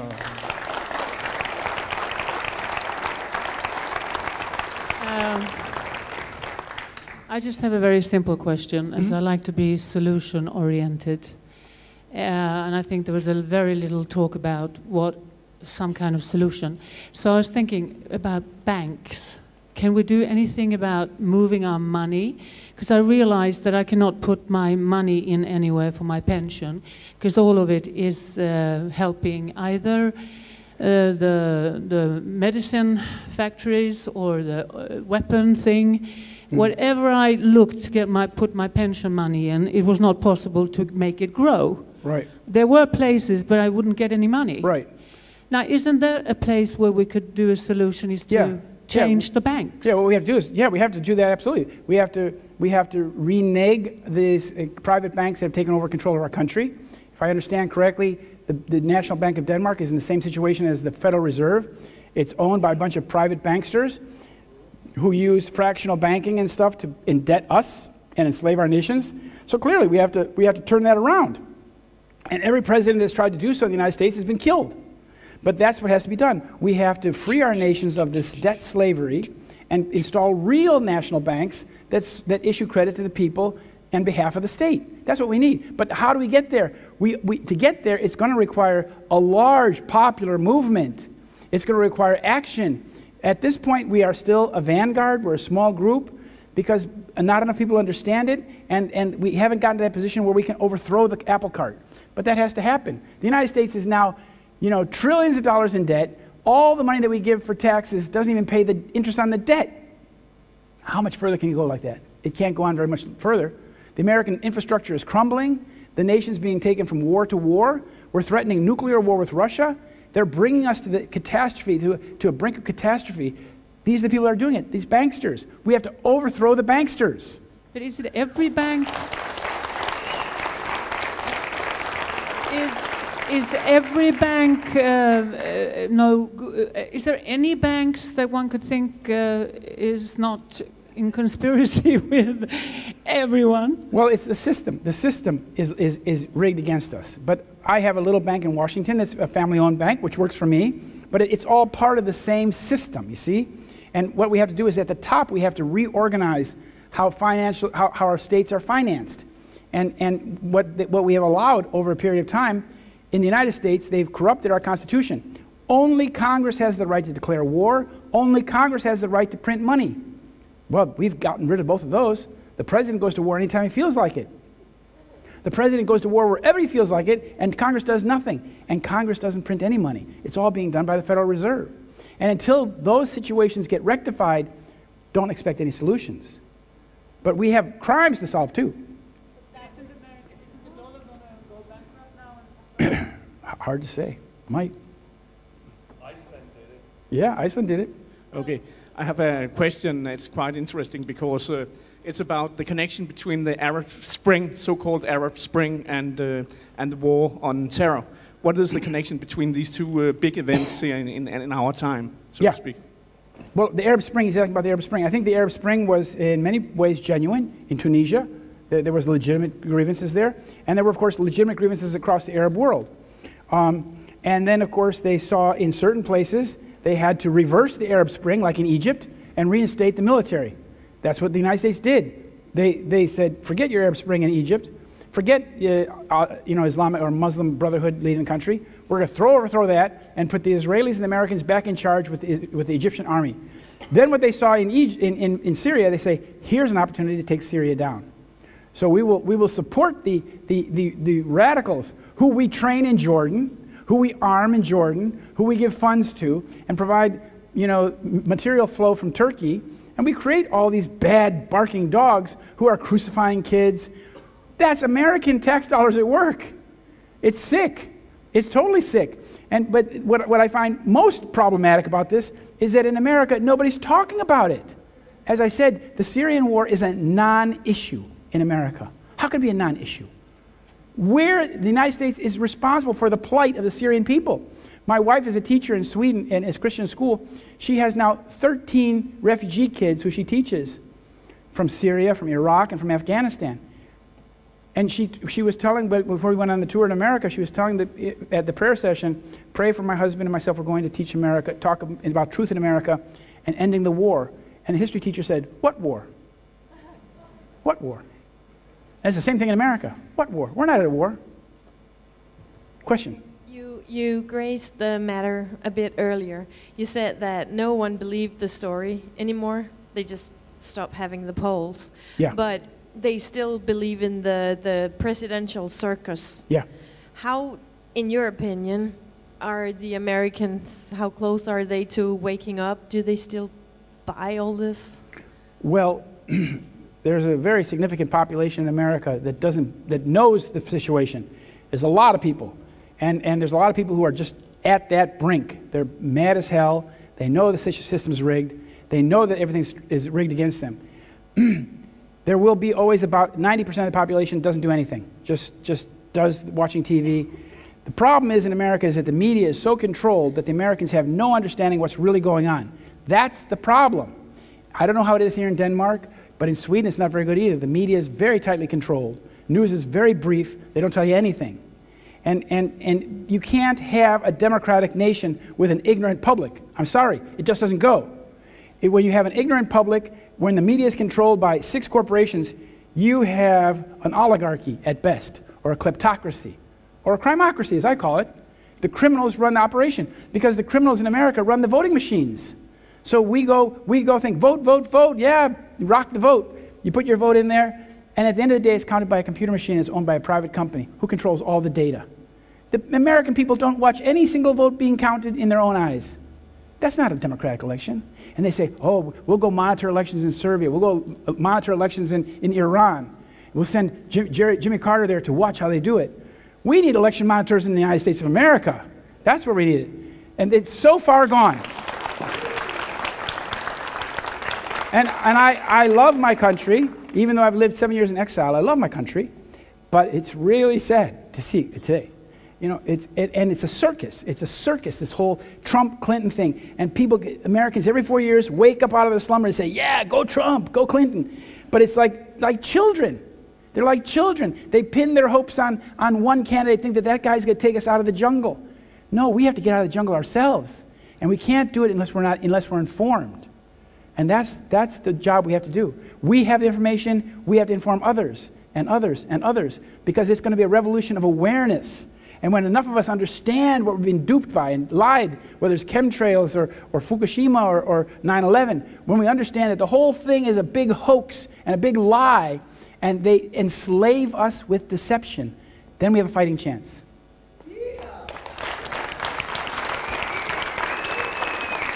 Thank you.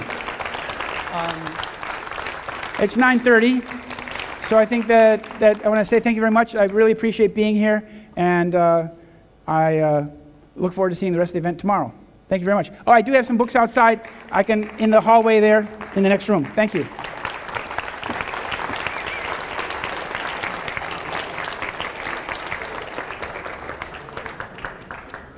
Thank you very much, Mr. Bollyn. It was absolutely great. I think a lot of stones are now fallen. I will ask you to take up all your garbage so we have a clean, nice room tomorrow. Okay? Have a good trip home. Thank you.